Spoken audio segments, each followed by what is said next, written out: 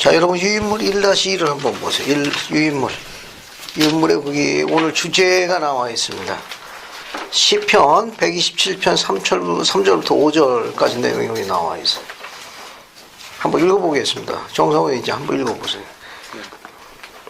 보라, 자식들 여호와의 기업이요 태의 열매는 그의 상급이로다. 젊은 자의 자식은 장사의 수중에 화살 같으니 이것이 그의 화살통에 가득한 자는 복되도다. 그들이 성문에서 그들의 원수와 담판할 때의 수치를 당하지 아니하리로다. 감사합니다. 거기 시편의 저자는 자녀에 대해서 이렇게 기록을 남겼습니다. 저 자식들은 여호와께서 주신 기업이요. 이 기업이라는 건 영문이 heritage라는 단어도 되어 있어요. 유산이라는 뜻입니다. 유산. 넘겨주는 재산. 유산이라는 뜻을 갖고 있습니다. 자식들은 여호와께서 주신 유산이요. 재산 중에 가장 가치 있고 값진 재산이 자녀입니다. 또 이 자녀는 그 부모를 신뢰 주신 하나님의 선물이라는 뜻도 갖고 있어요. 그러니까 그 자녀는 자기 소유가 아닙니다. 하나님께 다시 되돌려드려야 할 귀한 선물이에요. 자기 소유물이 아니에요. 자기가 원하고 자기가 하고 싶은 대로 이렇게 하는 그런 소유물의 대상이 아닙니다. 하나님께서 그 영의 자녀를 해왕국으로 데려갈 수 있도록 훈육을 신뢰해서 맡긴 자가 바로 부모입니다. 그래서 부모는 그 훈육을 통해 가지고 성장하고 성숙하게 되고 또 자녀는 그것을 보면서 주님께 다시 되돌아가는 과정을 밟게 되어 있는 거예요. 그래서 자식은 여호와께 주신 유산이요, 그분께 주신 선물이요, 태의 열매는 상급이로다. 그 여인이 지상에 와서 가지고 있는 그 많은 축복 중에 제일 큰 축복 중에 하나는 태의 열매, 자녀를 지상으로 데려오는 일이다. 이렇게 설명하고 있습니다.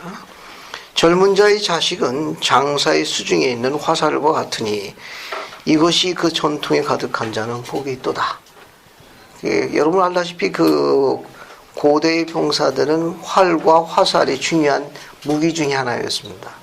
그래서 화살을 담기 위한 그 통을 전통이라고 그래요. 그러니까 전통에 화살이 한 개 있는 거하고 많은 거하고 여러분 심리적으로 어떨 것 같습니까? 하나보다는 그렇죠. 가득 찬 게 훨씬 낫죠. 이만큼 자녀가 많이 축복을 주시는 걸 언급하고 있습니다. 그래서 자녀는 각각 다 다릅니다. 예, 저도 이제 4자녀가 있지만 다 개성이 다 달라요. 특히 그 누뚱이는 또 더 다르고, 위에요, 언니나 오빠들은 좀처럼 이제 밖에 잘 안 나타나는 편인데, 이놈은 춤추고 노래하고 뭐 이런 걸 좋아하네, 또. 근데 우리 처가 쪽이, 그래, 장모님도 그렇고, 다 노래를 좋아하고, 그래서 충남 공주산들인데, 그런 걸 굉장히 좋아하시더라고. 장구, 뭐, 노래, 뭐 이런 거. 우리 기시들은 또 안 그렇거든요. 워낙 수집이 많아가지고. 저도 아주 그런 데는 별 재주가 없는데. 요 늦둥이는 또 안 그래. 춤추고, 뭐, 무대 위에 올라가는 거 좋아하고. 그걸 공부를 안 해서 걱정이십니다. 제일 중요한 게 마음에 안 든다. 하여튼, 각각 자녀가 다 달라요. 각자 개성과 특징이 다 있고. 그러니까 뭐 이 자녀에게는 이렇고 저 자녀에게는 저렇고 결국 각자 갖고 있는 독특한 개성들이 있습니다. 그런 부분을 부모들이 잘 면밀히 지켜보고 도와줄 주님의 목자로 세워준 게 부모입니다. 이거요. 자, 그래서 거기 보시면은 그 전통이 가득한 자는 복이 있도다. 저희가 성문에서 그 원수와 말할 때 수치를 당하지 않아야 할 것이다. 자녀를 양육하는 건 쉽지는 않지만 큰 즐거움과 보람을 가져다 준다. 그런 말입니다. 그리고 1-2를 보게 되면은 거기 성구를 정정을 좀 해야 됩니다. 42편이 아니라 42장이 아니라 54장으로 바꿔야 돼요. 이사야서 54장 13절. 거기 성구가 잘못 타이핑이 됐어요.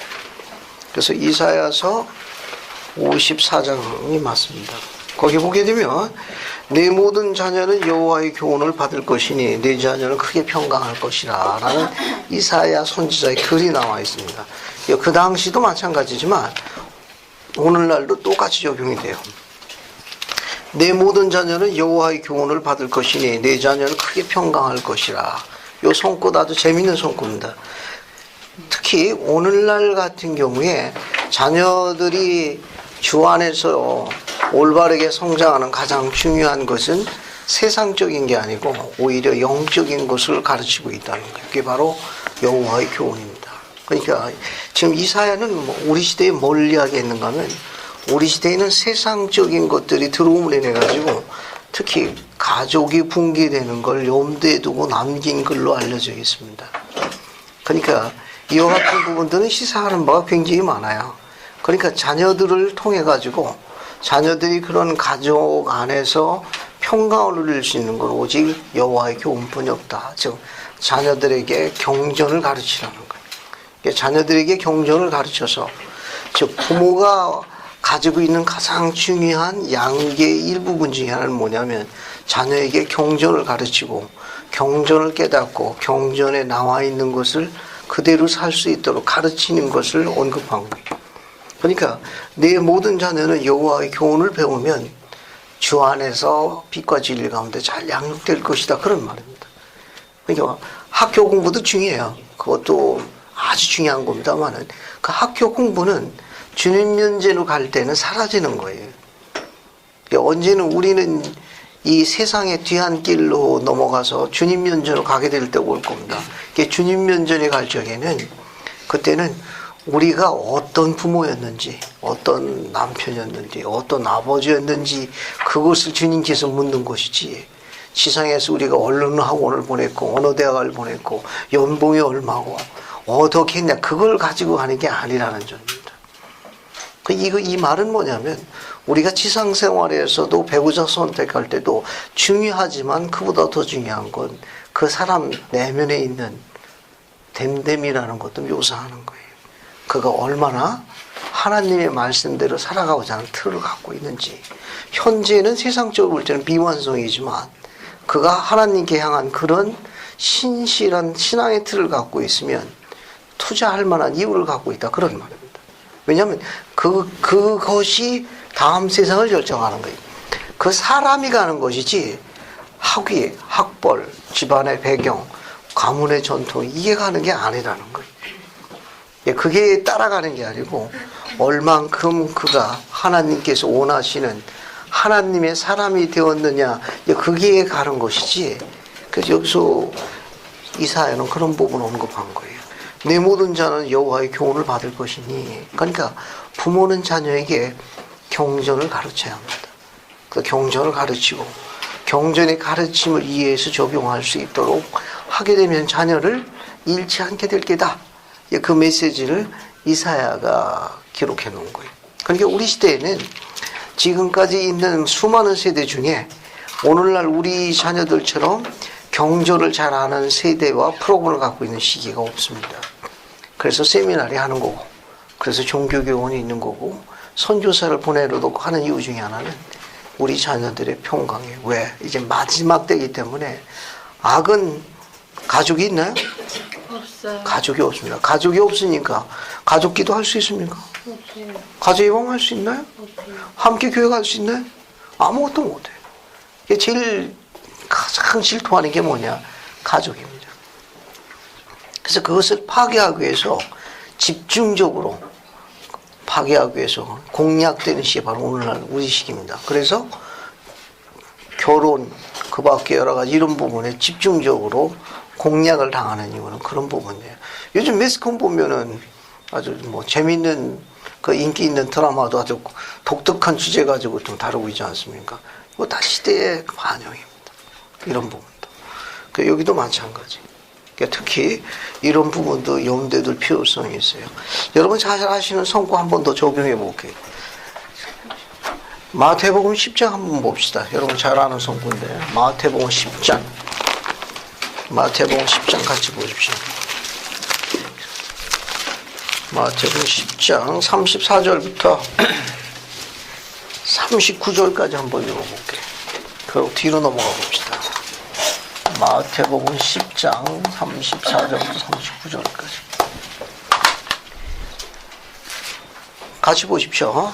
그래서 최석현 형제님이 34절부터 36절까지 읽고 예. 그다음에 뒤에 민지가 37절부터 39절까지. 자, 먼저 읽어요. 최석현 형제가. 내가 세상에 화평을 주러 온 줄로 생각하지 말라. 화평이 아니요 검을 주러 왔노라.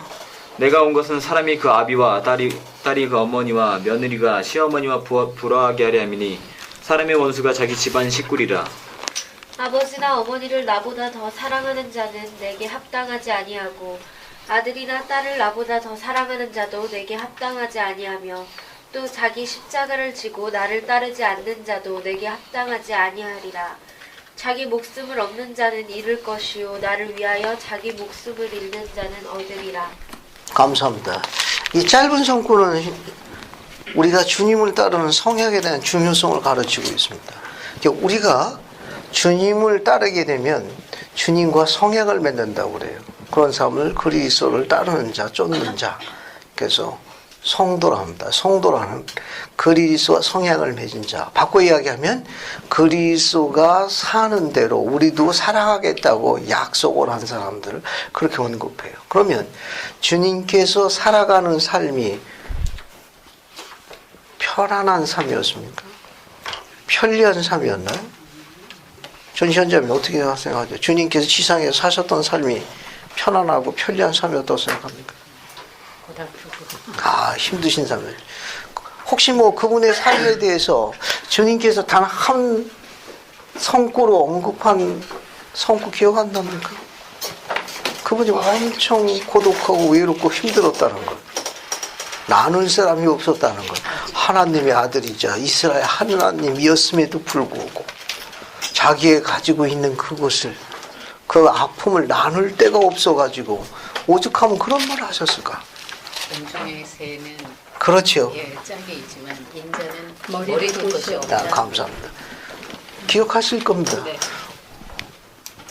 즉 공중의 새도 초소가 있고, 그죠?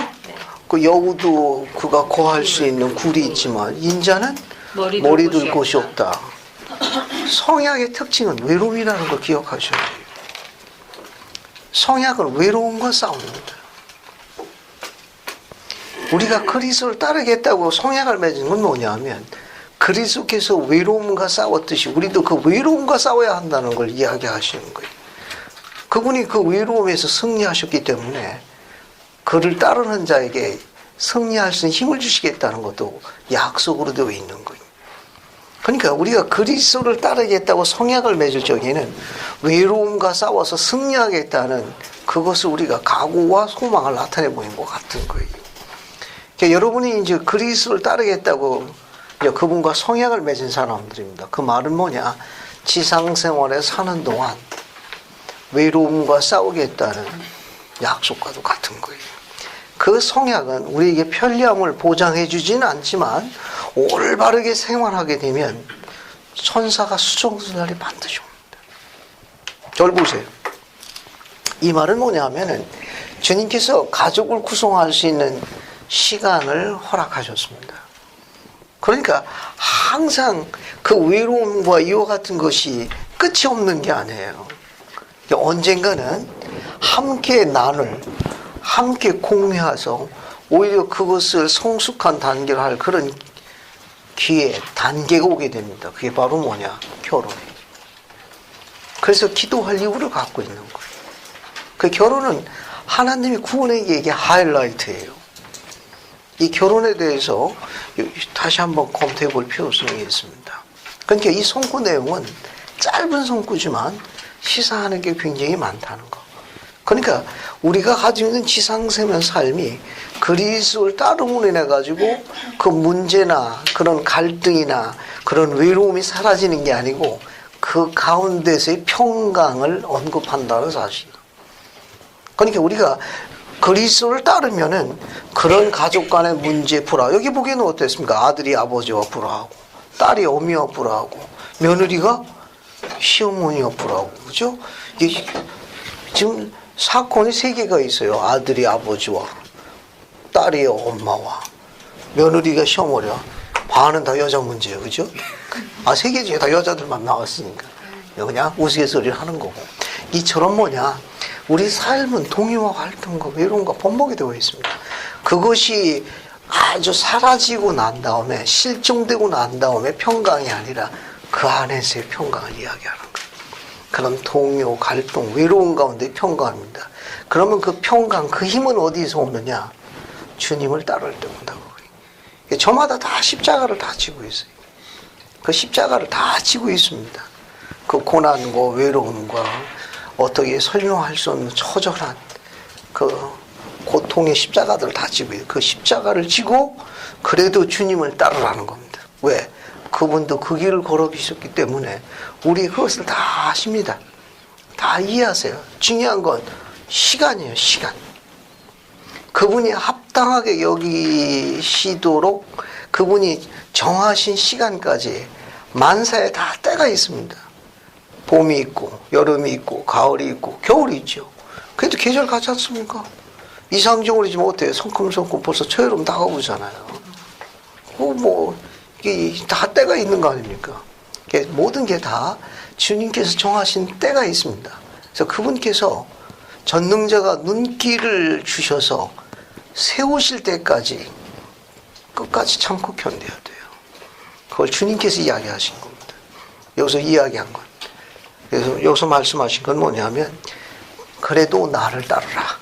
자기 십자가를 지고 나를 따르라. 그러면 주님께서 그 눈길을 전해주시고 지켜보십니다. 이 말은 뭐냐면 주님은 우리의 아버지,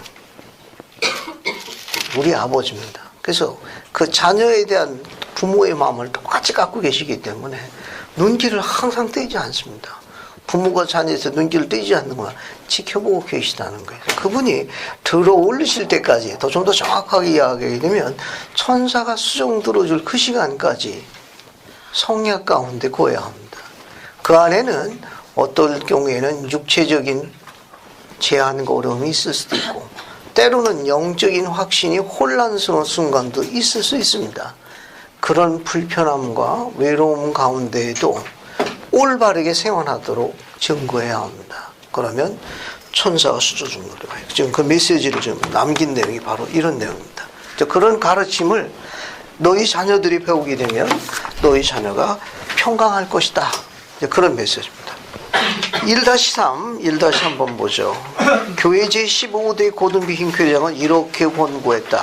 아주 재밌는 내용입니다. 이것도 한번 읽어보죠. 저기 박하늘 자매님 한번 읽어봐요. 이 작은 자들은 이 작은 자들은 하나님의 아들, 딸들이며 여러분은 그들의 관리자이고 하나님께서는 여러분이 부모가 되기 전에 부모였으며 이들 자녀들에 대한 그분의 친권과 관심을 포기한 것이 아니라는 사실을 결코 잊지 마십시오. 이제 그들을 사랑하고 보살피십시오. 아버지 여러분, 현재나 미래의 어느 날이건 여러분의 기질을 조절하십시오. 어머니 여러분, 목소리를 조절하고 낮추십시오. 주님의 사랑과 교양과 한계로 자녀들을 양육하십시오. 여러분의 자녀를 돌보십시오. 여러분의 가정으로 영접하고 온 마음을 다하여 자녀들을 훈육하고 사랑하십시오. 감사합니다. 여러분 밑줄 친 것만 한번 보세요. 아버지 여러분, 현재나 미래의 어느 날이건 여러분의 기질을 조절하십시오. 여기 여러분의 기질을 조절하십시오가 무슨 의미입니까? 현재나 미래의 어느 날이건 간에 지금이나 앞으로 언젠가든 간에 여러분의 기질을 조절하십시오. 어떤 메시지입니까 이거? 형 혹시 이거 무슨 내용입니까? 뭐 어떤 의미라고 생각이 들어요? 성질을 좀 죽이라는. 감사합니다. 감사합니다. 아주 쉬운 단어로 잘 묘사했네요. 흥미로운 통계 보고가 있습니다. 여러분 그 완장이라는 게 있어요. 이렇게 차는 거. 근데 이 완장을 채워놓으니까 사람 기질이 바뀐다네. 그냥 그 완장만 채워놓게 되면은 그 횡포의 그런 독선적인 게 기질이 발휘된답니다. 이게 안 채울 때는 안 그런데 그 채워놓으면 사람이 바뀐다네. 언제 한번 우리 또 한번 해보면 좋을 것 같아요. 완장 한 번씩 어떻게 변하나. 선지자 조셉 스미스는 인간의 본능 중에 하나가 그런 본능이 있답니다. 다른 사람을 억압하며 통제하는 기질이 있답니다. 사람의 본성 중에. 선지자 조셉이 뭐라고 했는가 하면 천성적으로 다른 사람을 통제하고 억압하고 그렇게 억누르고 일어서려는 그런 경향이 있다고 지적했어요. 그 다른 사람하고 또 그렇게 경쟁하는 걸 좋아하고 경쟁에서 상대편을 억누르고 통제하고 하는 그런 기질이 있답니다. 그러니까 지금 선지자께서 이야기하신 내용이 뭐냐면은 자녀에게 박형옥 장님이 이야기한 대로 큰 소리 내지 말라는 거예요. 그래서 즉 화를 내지 말라 그런 의미로 쉽게 설명할 수 있습니다. 억압하거나 통제하지 말라는 거예요. 뒤에 또 다시 반복되니까. 근데 어머니에 관한 것도 있습니다. 어머니 여러분 목소리를 조절하고 낮추십시오. 이건 무슨 의미입니까? 어머니 고발하라는 거 아니에요. 집에 있는 어머니들 목소리를 조절하고 낮추십시오. 어떻게 생각하십니까 이건? 선지자께서 어머니 여러분 목소리를 조절하고 낮추십시오. 이건 어떤 의미라고 생각됩니까? 온유한 마음을 가지라. 감사합니다. 여기 표현하는 이 내용 중에는 어머니 여러분 목소리를 낮추십시오. 자녀의 결점이나 장애나 어떤 부분에 있어서 그런 치명적인 그런 발언을 하지 말라 그런 말입니다. 네, 그럴 수 있어요. 아버지들 같은 경우는 이제 성난 목소리라 꾸지림과 책망이 강한 반면에 어머니는 아주 치명적인 걸 짚고 넘어가지고 큰 후유증을 남기는 말을 하는 경우가 있습니다. 그게 아주 치명적이거든요. 근데 그런 경우가 있을 수 있기 때문에 조심하라는 거예요. 목소리를 낮추고 조절하고 낮추라는 말은 뭐냐 하면은 이 말은 뭐냐면 하나님께 집에 어머니를 두신 것은 부드럽고 아주 온유한 마음으로 감싸도록 그 특질을 그 어머니에게 놓으신 거예요. 근데 그 어머니가 그런 부드러움과 온유함으로 감싸기는커녕 아빠도 지금 화난 목소리다 꾸지람과 책망을 하는데 어머니마저 그냥 빗을 꽂게 되면 자녀는 거할 곳이 없습니다. 특히 어머니는 또 그 자녀의 그런 세상을 가정하는 생활이기 때문에 아버지보다 더 많이 알기 때문에 딱딱하죠. 너는 안 돼. 넌 그것뿐이 할 수 없어. 넌 매양 그 모양이니까. 넌 절대 이거 못 벗어나. 한 번 하면 이게 비수가 꽂히게 됩니다. 그래서 목소리를 조절하고 낮추라는 말은 그렇게 하려고 어머니를 보낸 게 아니라는 거예요. 이거 뒤에 보십시오. 주님의 사랑과 교양과 훈계로 자녀들을 양육하십시오. 여러분의 자녀를 돌보십시오. 여러분의 가정으로 영접하고 온 마음을 다해 자녀들을 훈육하고 사랑하십시오. 여러분의 가정, 자녀는 얼마나 큰 기쁨과 즐거움을 주는지를 모릅니다. 하지만 양육할 때 쉬운 거는 아니에요. 울기도 잘 울고 삐지기도 잘 삐지고 주문도 많고 요구사항도 많습니다. 부모의 인내심을 극한사항까지 몰고 가면도 굉장히 많아요. 하지만 그 자녀가 가져다주는 성장에서는 기쁨에 비하면은 그건 아무것도 아니에요.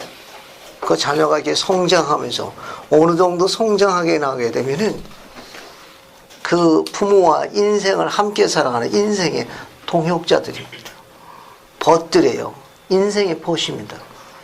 인생의 동역자들이 됩니다. 이제는 삶을 같이 나누게 되고 그 삶에 대한 고통과 모든 희노 애락에 관한 걸 함께 나누게 됩니다. 그런 큰 축복을 갖게 되고 나중에 부모에게도 큰 의지와 든든한 버팀목이 되어줍니다. 그래서 여기 나와 있는 거 주목할 내용이 뭐냐 하면은 여러분의 가정으로 영접해서 온 마음을 다해 자녀를 훈육하고 사랑해달라는 메시지는 인생의 동역자들이기 때문에 그렇습니다. 그러면 훈육이라는 게 나오는데 훈육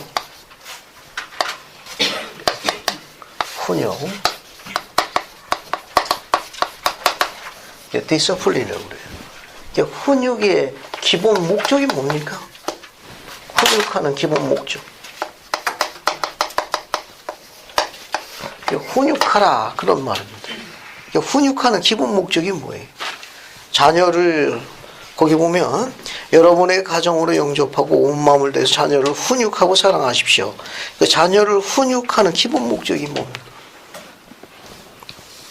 기본 목적. 여러분 교재 249쪽 한번 볼까요? 교재 249쪽. 자, 249쪽. 좌측편 맨 밑에 제임스 파우스 장로님의 첫 번째 문장을 한번 보세요. 거기 훈육의 기본 목적이 나와 있습니다. 그 뭐라고 나와 있습니까? 249쪽 좌측편 맨 밑에 보면은 제임스 이 파우스 장로님이 하신 말씀이 있어요. 첫 번째 문장만. 뭐라고 되어 있습니까? 훈육의 기본 목적은 순종을 가르치는 거예요. 순종을 가르치는 거.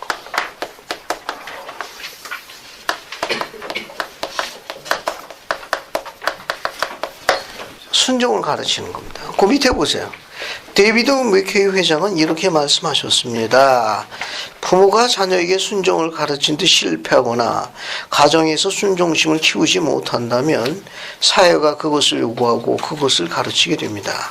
그러므로 가정에서 친절한 마음과 동정 및 이해심을 가지고 자녀들에게 순종심을 훈련시키는 것이 가정이 그러한 책임을 수행하지 못했을 때 사회가 가하는 난폭하고 무자비한 징계의 자녀를 내버려놓은 것보다 훨씬 낫습니다.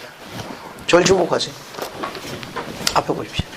이 메시지는 뭐냐면 그래도 가정 안에서는 아버지가 때로는 인간이기 때문에 기질을 조정하지 못할 수도 있고 때로는 어머니가 목소리의 톤을 조절하거나 낮추지 못해가지고 어려움을 줄 수도 있다 하더라도 세상에서 매를 맞는 것보다는 훨씬 더 낫다는 거예요. 그래도 그 소리나 그와 같은 부당한 대접에서 상처를 받을지는 모르지만 나중에 세상에서 맞는 매에 비하면 아무것도 아니라는 거예요. 세상은 무자비하다는 걸 지적하고 있어요. 만약에 그가 그 안에서 준비하지 않으면 힘을 기르지 않으면 나중에 세상에서는 무자비한 매로 다스린다는 겁니다. 이 가르침은 선지자에게 허락하신 주님의 지혜입니다. 아직 결혼하지 않은 독신자매 여러분 아직 세상을 잘 몰라서 그러는데 세상은 여러분 생각하는 것 이상으로 무자비합니다. 아주 무자비하게 주님은 그것을 알고 계십니다. 그래서 여러분을 너무너무 사랑하니까 그것에 대한 지혜로 때로는 훈련을 허락하시는 경우도 있으니까 그런 부분이 통증과 아픔을 가져올 수도 있으나 그래도 순종해야 합니다. 왜? 주님은 만사에 때가 있는 것처럼 그 시간을 조정해 놓고 계세요. 그게 바로 뭐냐? 여러분이 갖고 있는 그 소망대로 성취할 수 있는 새로운 가족을 구성하도록 그분 계획하신 거예요. 때가 되게 되면 사랑하는 사람과 여러분이 원하는 가정을 꾸릴 수 있는 계획을 갖고 계십니다. 주님의 도움이 절대적으로 필요하기 때문에 그분이 아시기 때문에 여러분에게 특별한 과정으로 허락되는 경우가 있을 수 있다는 걸 이해해야 합니다. 근데 그게 영원히 계속되는 게 아니에요. 그게 다 주님께서 여러분에게 훈육하도록 허락된 시기가 있기 때문에 그 시간 동안 잘 준비해야 합니다. 만약에 그곳에서 그런 순종심으로 인내를 배우지 못하게 될 경우 세상은 무자비하게 다스리게 됩니다. 그러니까 가정 안에서 그거는 이제 아무것도 아니에요. 세상은 너무너무 무자비합니다. 다만 우리가 지금 여러분이 아직 그것이 공적으로 드러나지 않아서 그렇지 이 처절한 삶 속에서 고통 속에 있는 수많은 딸들이 너무너무 많이 있습니다. 가정 안에서 그것은 아무것도 아니에요. 그래서 그런 부분도 이해할 필요성이 있습니다. 그래서 훈육의 기본 목적은 뭐냐? 순종을 가르치는 거예요. 이건. 자, 또 하나 봅시다. 또 하나. 밑에 것도 한번 보세요. 1-4도 마찬가지. 1-4. 이 내용도 아주 재밌습니다. 한번 읽어보죠. 저기 뒤로 넘어가가지고 김민정 자매 1-4 한번 읽어봐요. 부모로서 가장 어려운 문제는. 부모로서 가장 어려운 문제는 자녀를 적절하게 훈육하는 것입니다. 자녀를 양육하는 방법은 자녀의 개인적인 특성에 따라 각기 다릅니다. 모든 자녀는 각 사람이 다 다릅니다. 한 자녀에게 통했던 방법이 다른 자녀에게는 통하지 않기도 합니다. 자녀를 가장 사랑하는 그 자녀의 부모를 제외하고는 어떤 방법은 그 자녀에게 너무 가혹하고 너무 관대하다고 판단할 수 있을 만큼 현명한 사람은 없을 것입니다. 이것은 부모들이 기도로서 분별할 수 있는 문제입니다. 확실히 모든 경우에 적용되는 원리는 자녀를 훈육할 때는 처벌보다는 사랑으로 동기를 부여해야 한다는 것입니다. 감사합니다. 여러분 밑에 줄 밑줄친 거 한번 보세요. 이것은 부모가 기도로서 분별할 수 있는 문제입니다. 확실히 모든 경우에 적용되는 원리는 자녀를 훈육할 때는 처벌보다는 매보다는 사랑으로 동기를 부여한다는 점입니다. 자, 그러면 몇 가지 주목할 만한 점이 있는데 이와 같은 분별력은 어디서 오느냐? 기도의 영역.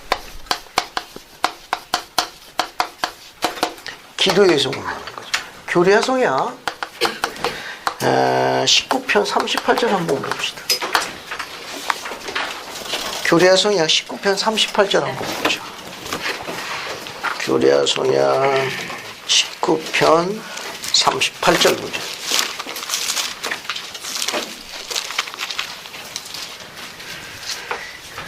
자, 한번 읽어보겠습니다. 변신정자매님 19편 38절 찾아가지고 한번 읽어봐요. 항상 기도하라. 그리하면 내가 내 영을 내게 부어주리니 내 복이 크리라. 그러하도다. 참으로 내가 땅의 부하가 썩어 없어질 것을 그 한도 것 없는 경우보라도 많습니다. 감사합니다. 거기 앞에 어떤 문장이 나와 있습니까? 항상 기도하라. 그리하면 내가 내 영을 내게 부어주리니 내 복이 크리다. 얼만큼 크냐? 내가 땅의 보화와 썩어 없어질 것, 그 한도껏 얻는 것보다 더 많은 기쁨을 내가 허락할 것이다. 그러니까 네가 힘써 일해가지고 땅에서 얻는 금은보화 값진 것보다도 네 자녀가 물어다주는 기쁜 소식이 더 내게 큰 기쁨과 위로를 가져다 줄 것이다. 그런 말입니다. 자녀가 성장해서 가져다주는 물어다주는 기쁜 소식이 네가 힘써 일해가지고 얻은 땅의 보화 값진 것보다도 훨씬 더 네게 더 큰 위로를 줄 것이니라. 이런 메시지예요. 자, 그러면 우리는 시온의 부모가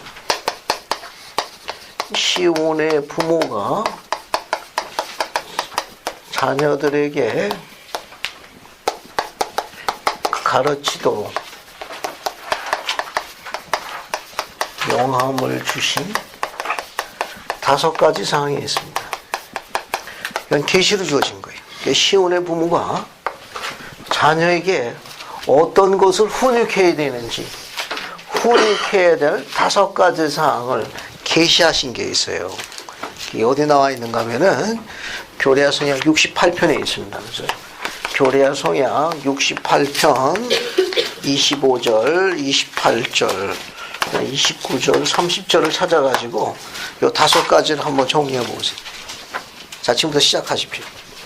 교레아 성약 68편 25, 28, 29, 30절에서 시온의 부모가 자녀에게 가르치도록 하나님께서 명하신 훈육의 5가지 사항은 어떤 것이 있는지 한번 요약해 보십시오. 요약해 보시기 바랍니다. 이건 계시로 주어진 거예요.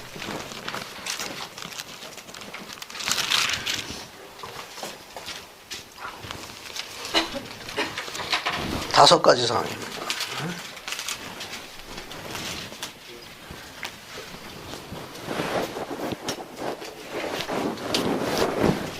한번 5가지를 찾아보세요.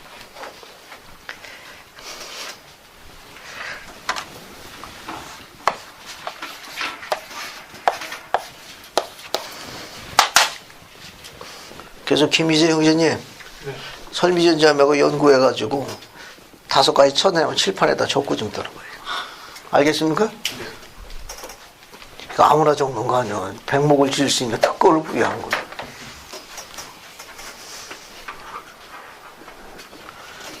자, 5가지를 한번 찾아봐요.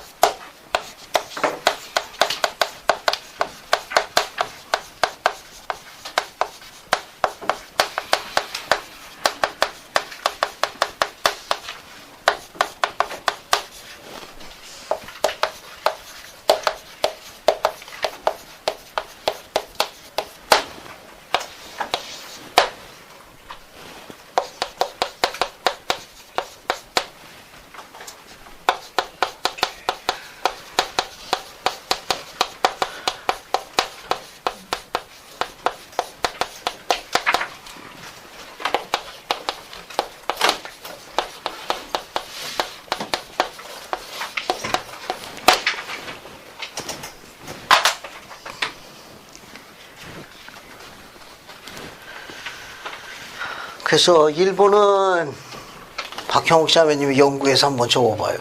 알겠습니까? 그러고 2번은 박용혜 자매님 그주라고 연구해서 2번 한번 이거 적어봐요. 두 번째 질문.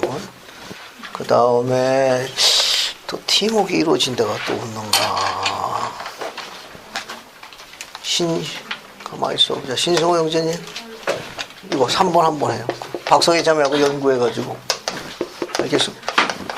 신성호 형제 이거.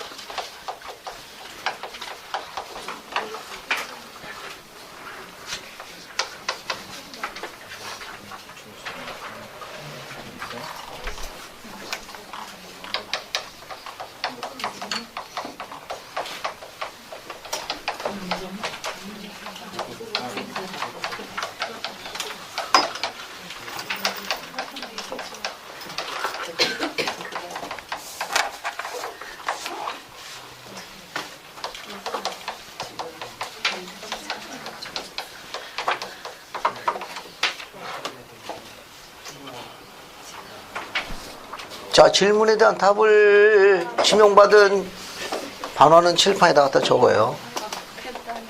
박용화 자매님, 그 다음에 신승훈 형제님, 고민할 거 없어요. 지분 실력으로 하면 되니까.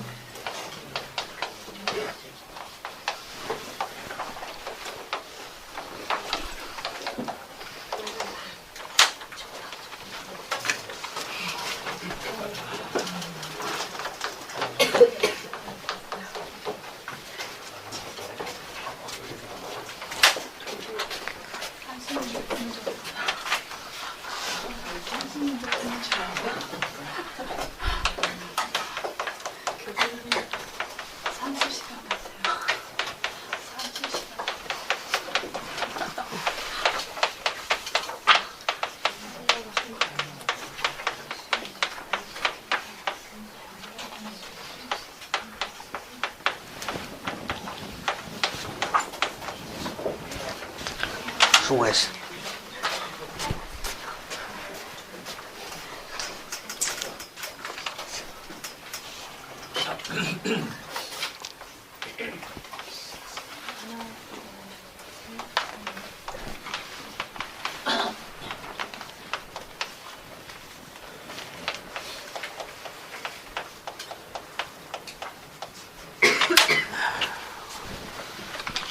감사합니다. 저 정리를 해볼게요.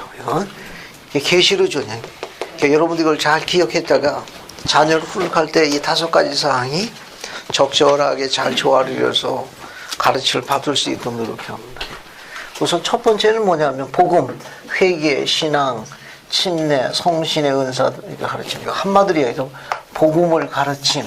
거기 보면 뭐라고 나와 있는가 하면 교리를 이해하도록 가르침. 같은 표현이에요. 부모는 자녀가 교리를 언더스탠드 하도록 가르쳐야 합니다. 이게 언더스탠드가 돼야 액팅이 되는 거예요.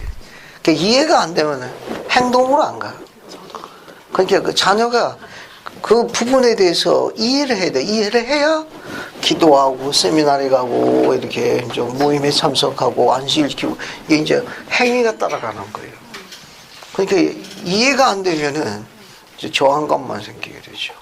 그러니까 계시는 뭐라고 되어 있는가 하면은 교리를 이해할 수 있도록 가르치도록 권고하고 있다는 거예요. 교리를. 결국 그러니까 부모의 가장 중요한 역할은 뭐냐면 경전을 부모가 알고 경전을 자녀들에게 토론하고 가르쳐서 익숙하게 되도록 할 의무를 갖고 있습니다. 첫 번째 점. 제일 가슴 아픈 게 뭔지 아세요? 이 세상에서 후기송도 가장이 제일 가슴 아픈 거. 영적으로 준비된 게 아무것도 없어. 줄 게 아무것도 없다는 거예요.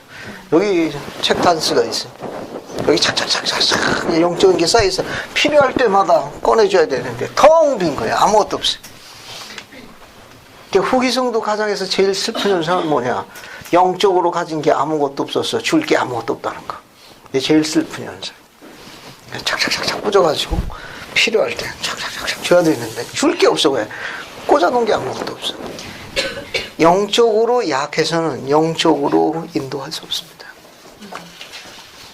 고약한 문장 하나 쓸게요. 고약한 문장.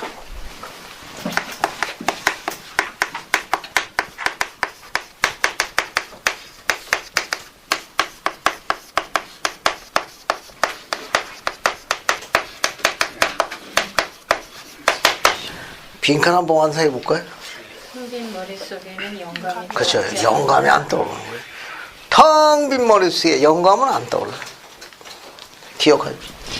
문장이 좀 고약하지만 이제 한 문장으로 요약하면 그래요. 텅 빈 머릿속에 영감은 안 떠오르는 거예요. 두 번째, 기도하도록 가르쳐야 합니다. 기도하도록 가르쳐요. 아침 저녁 두 번씩만 개인가도만 가르쳐도 자녀들이 빛과 진리 가운데 안 벗어납니다. 절 보세요. 여러분, 선지자 조셉이 아침에 일어나서 침대를 벗어나기 전에 전능자에게 고개를 숙이고 무릎을 꿇고 소망을 간구하기 전에는 침대 밖을 나오지 마라, 이렇게 이야기한 가르침은 굉장히 흥미있는 거예요. 그게 아침 기도의 중요성을 가르치는 겁니다. 마르틴 루터는 이렇게 가르쳤다고 그래요. 주님, 오늘 너무나 힘들었기 때문에 주님께 감사할 이유를 갖고 있습니다라고 하루 닫기를 했다고 그러더군요. 이게 아침 기도와 저녁 기도인데, 여러분 아침 저녁 두 번씩 그렇게 기도하고 있습니까? 주님, 어제와 동일합니다. 늘 감사하고 있습니다. 혹시 그렇게 넘어가는 거 아니에요? 교례서냐 19편 38절은 항상 기도합니다. 그러면 내가 네게 영을 부어줄 것이라. 네가 힘써 일해서 얻는 땅의 금은보화보다도 더 값진 위를 내가 네게 부여할 것이냐고 약속하셨어요. 기도입니다. 항상 기도하라는 그 기도의 영은 장수에 구원받지 않습니다. 그러니까 아침 저녁으로 기도하는 거 외에 평소에는 소망하는 바를 이룰 수 있도록 항상 하나님께 의지하는 마음을 끊임없이 갖는 걸 항상 기도하라, 이런 말입니다. 그 다음에 올바르게 걸음, 올바르게 주 앞에 바르게 생활하면 그런 말입니다.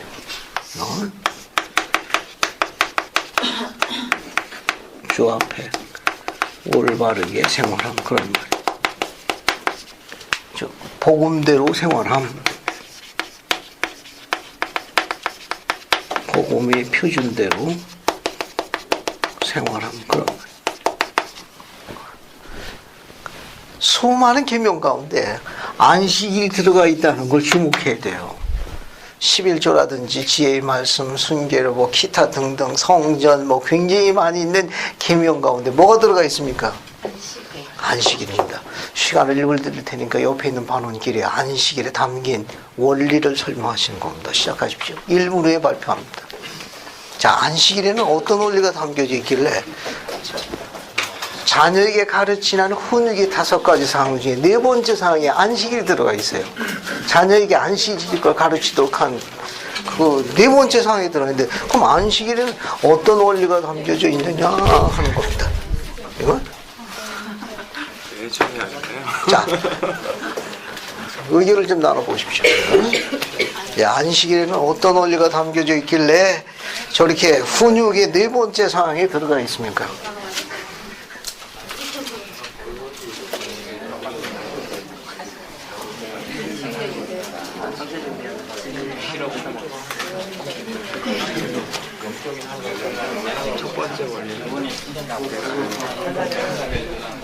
자, 의견을 좀 나누세요. 의견을 나눕니다. 나갈 수 있는 날이기 때문에. 자, 안식일에는 어떤 원리가 담겨져 있을까? 자, 의견을 나누십시오.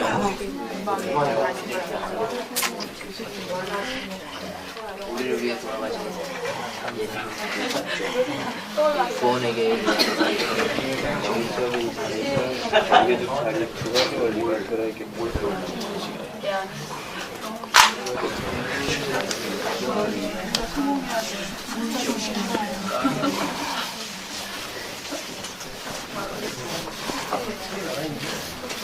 이거 2개 받으려고 했는데.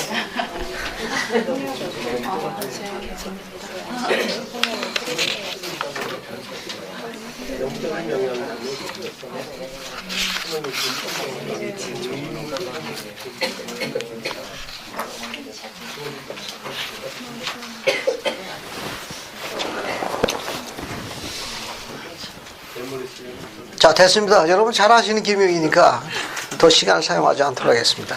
안식일에 담긴 중요한 원리가 어떤 원리가 담겨져 있죠? 발표하실 분. 자원자를 찾습니다. 지나친 겸손은 영적 건강에 해롭다는 거 알고 계시죠? 자, 안식일에는 어떤 원리가 담겨져 있을까? 여러분 아시는 대로 발표하실 분, 반원끼리 의견을. 세상에 물들지 않는다. 아, 세상에 물들지 않는다. 감사. 세상에 물들지 않는다. 아, 좋은. 또, 제가 영원한 삶을 준비하기 위한 하나의 과정. 승용에 이르기 위한 하나의 준비. 아, 승영에 이르게 하나의 준비 과정이다. 감사합니다. 한 분만 더 모시겠습니다. 저 하겠습니다. 최석현 형님. 그 출제자의 의도에 맞춰서 아, 중요한 거. 네. 제가 생각할 수 있는 거는 그 여기 써져 있는 대로 안식일은 사람들의 영적인 영양분의 필요성과 하나님께 순종하는 그들의 의무를 상기시켜 준다. 그래서 혹시 아닌가? 감사합니다. 예. 애절한 눈초리를 봐서 맞은 걸로 할게요. 여러분, 지금 이 훈육에 관한 5가지 사항이 누구에게 가르치도록 증명하신 거죠? 부모가 자녀에게. 부모가 자녀에게. 그러니까 주님께서는 우리 자녀들이 이 유교의 사악한 세상에 물들 것을 알고 계셨습니다.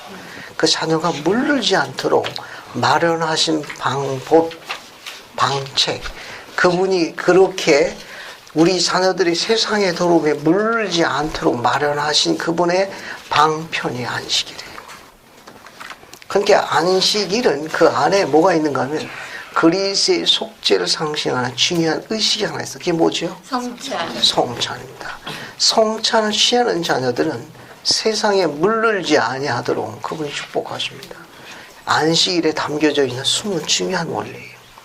그러니까 부모가 자녀를 데리고 성찬을 취하게 하는 것은 자녀가 세상의 더러움에 물들지 않도록 주님의 영에 거하는 가장 빠른 방법입니다. 이 성찬은 고대 유월절과 관련이 있어요. 고대 유월절에 문설주와 임방에 뭘 발랐죠? 피. 양의 피를 발랐죠. 양의 피를 바른 그 가족의 자녀들은 어떻게 되어 있습니까? 다 살았어요. 죽음으로부터 벗어났습니다. 주님은 자녀들이 주님에게도 떠나가는 영적 사망으로부터 보호하시기 위해 가지고 안식일을 가르칠 것을 지명했다는 점이에요. 안식일은 단지 그냥 그 의미 이상의 것을 갖고 있다는 거. 그러니까 어미가 피 흘려 낳은 그 자녀를 주님께서 영원히 그에게 함께하도록 허락하신 중요한 율법이 안식일입니다. 만약에 어미가 불신앙으로 지키지 않으면, 일부 적당하게 지키면 자녀는 온전한 불신앙에 빠진다는 걸 기억해야 돼요. 그러니까 안식일은 양보해서는 안 되는 중요한 율법이라고 기억해야 합니다. 59편 보세요. 교례서의 59편 9절만 봅시다. 9절 59편 9절 같이 보세요. 거기 뭐라고 나와 있는가 하면, 그리고 자기를 더욱 온전히 지켜 세상에 물들지 아니하도록 나의 거룩한 날에 기도의 집에 가서 내 성찬을 바치자고 계셨죠. 거기 자기를 뭘로 바꿨으면 됩니까? 내 자녀. 즉 내 자녀를 더욱 온전히 지켜 세상에 물들지 않도록 원하면 나의 거룩한 날, 언제? 안식일에 어디 가서? 기도의 집에 가서 성찬을 취할지어다. 그 문장입니다. 자기라는 걸 자녀로 바꿔 쓰시면 돼요. 그게 감춰져 있는 거예요. 안식일이 얼마큼 중요한지 이해하시겠습니까? 이 안식일은 자녀를 세상에 뺏기지 않도록 영원한 가족을 만드는 중요한 성령의 끈이 담겨져 있는 율법이 안식일이에요. 이 율법 소리하고 계시면 안 됩니다. 이건 본인이 여건과 상황에 따라 나왔다 들어갔다는 율법이 아니에요. 이거는 미래의 가족, 그 아들과 딸에게 걸 미래의 자녀를 영원히 걸 수 있는 성령의 고리를 만드는 중요한 계명이 안식일이에요. 이 안식일은 그를 돕기 위해 가지고 그분이 십자가에 달려서 속죄하신 거예요. 도와주겠다고. 그 성령의 끈으로 묶겠다고. 아직 한 번도 그래보지 않은 자녀들일 거예요. 하지만 그 자녀가 신앙의 오미를 만나게 되면 상상을 초월할 만큼 엄청난 기쁨과 즐거움을 가져다 줍니다. 다른 세상에 있다는 걸 알게 될 거예요. 그 가르침이 숨겨져 있는 게 이 안식일이에요. 그러니까 이 안식일은 교례서 59편 9절에 나와 있는 대로 내 자녀를 더욱 온전히 지켜 물르지 아니하도록 약속을 감춰놨습니다. 그 다음에 하나 더, 또 다른 원리가 없습니까? 하나 중요한 게 하나 있습니다. 거기 보시면 16절 보세요. 16절 보면 진실로 내가 이르노니 거기 뭐라고 되어 있습니까? 너희가 일을 행하는 것만큼 바꿨으면 너희가 안식일을 기억하여 거룩하게 지키는 것만큼 땅에 충만한 것이 너희 것이니 들의 짐승과 공중의 새와 나무 위를 기어오르는 것과 땅 위에 걸어다니는 것 이게 전부 누구 거라는 거예요? 너희 것이다. 내 것이다. 어떤 자 안식일을 기억하여 거룩히 지키는 것만큼 땅에서 나는 충만한 것들을 다 내게 주는데 주님이 또 보너스를 마련하셨네. 17절 이뿐 아니라 채소와 땅에서 나는 좋은 것 음식을 위하여 또는 의복을 위하여 또는 집을 위하여 또는 곡간을 위하여 또는 과수원을 위하여 또는 채소밭을 위하여 또는 포도원을 위하여 나는 모든 것들이 다 너희 것이라. 어떻습니까? 채소뿐만 아니라 디저트 뭐 그냥 몽땅 다 너희 것이라. 이 안식일에 담긴 중요한 율법은 뭐냐면 또 다른 하나는 진보의 원리입니다. 안식일을 기억해서 충실히 지키는 자는 세상적으로나 영적으로 진보하는 진보 원리를 담겨놨어요. 안식일을 어기면 퇴보하도록 계획되어 있습니다. 그러니까 안식일은 진보와 퇴보의 원리가 두 개가 다 숨어 있어요. 그러니까 안식일을 배우자를 선택할 때 특히 이스라엘 남자 선택할 때 중요한 하나가 안식일 지키는 자세를 봐야 합니다. 그러니까 안식일을 기억하여 거룩히 지키는 남자는 이게 현세뿐만 아니라 내세까지 계속 진보하는 거예요. 이 진보한다는 건 뭐냐? 영원한 가족으로 구성된다는 말이고 그를 잘 지키지 않는다는 거는 그 끈이 약하다는 거예요. 후퇴한다는 건 뭐냐? 분리된다는 걸 의미하는 거예요. 그러니까 주님께서 이야기하신 진보라는 건 영원히 성장한다는 개념을 갖고 있고 저주받았다, 정죄받았다는 건 그 진보가 제한되어서 분리되었다는 개념이에요. 그거 어디다 감춰놨느냐? 안식일이에요. 이 날이 그렇게 중요한 거예요. 미래의 배우자에 관한 그런 선택의 기로 있을 적에 안식일에 관한 걸 인연해 볼 충분한 이유를 갖고 있습니다. 적극 검토해 볼 이유를 갖고 있어요. 이 날이 그 안식일. 진보의 원리를 담고 있는데 미래의 배우자의 직업과도 관련이 있습니다. 그래서 미래의 아내와 자녀를 보존하기 위한 젊은이들은 개인 기도할 적에 안식일을 지키기에 합당한 직업을 구할 수 있도록 기도해야 합니다. 기도하고 준비하고 노력해야 돼요. 기도만 하면 안 되고 실질적으로 노력해야 되고 거기에 필요한 준비를 주님께 영감과 지혜로서 필사적으로 노력해야 합니다. 그게 안식일이에요. 그 다음에 이제 다섯 번째는 뭐냐면은 이 같은 내용인데 사생활이나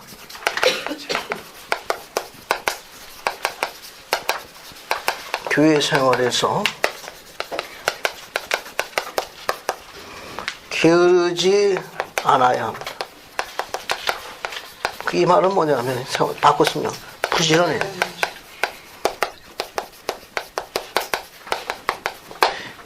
그러니까 부모는 자녀에게 또 뭘 가르쳐야 되는가 하면 개인 생활뿐만 아니라 교회 생활에서 게으르지 않도록 가르쳐야 된다. 즉 부지런해야 돼요. 부지런하도록 가르쳐야 합니다. 이 말은 뭐냐면은 영성과 관련이 있어요. 영성. 영성이 뭐냐? 이 두 개는 우리가 보통 go together라고 해요. go together. 함께 가다, 동반자예요. 이 두 개는 파트너예요. 그러니까 영성이 높은 자치고 게으른 사람 없습니다. 부지런한 사람 치고 영성 낮은 자 없어. 두 개가 같이 가는 거예요. 두 개가 같이 가는 거예요. 그러니까 영성하고 부지런한 것은 하나의 파트너예요. 한 팀이. 그러니까 영성이 강한 사람 치고 부지런히 하는 자 없습니다. 부지런한 사람 치고 영성 낮은 자 없어요. 후기성 대 칼라가 부지런한. 그 이유는 영성과 직결되기 때문입니다. 그래서 주일날 부지런해야 돼요. 월요일날 일을 해야 되지만 새벽별 보고 저녁별 보고 삼천리 천리마운동처럼 열심히 일해야 합니다. 왜 그러냐? 영성과 관련이 있어요. 그래야 많은 걸 다스리는 거예요.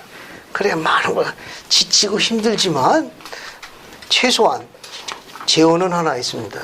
여러분의 감리학원 감독님보다 일찍 가고 늦게 갈 수 있는 젊은이가 더 많은 걸 다스릴 거예요. 만약에 중간에 가게 되면 감독님 더 시키실 일 없습니까? 라고 이야기할 수 있는 지혜는 갖고 있어야 돼요. 그러면 그가 많은 걸 다스리는 거예요. 요즘 그런 젊은이 찾습니까? 원장님 감독님 어때? 그런 젊은이 주변에 많이 있나요? 네, 종종 있어요. 감사합니다. 그래도 감독님이 후한 좀 쓰시 종종 가뭄에 콩나도 있다네. 다시 이야기합니다. 교회 처음 개종해가지고 벌써 36년 전 얘기입니다.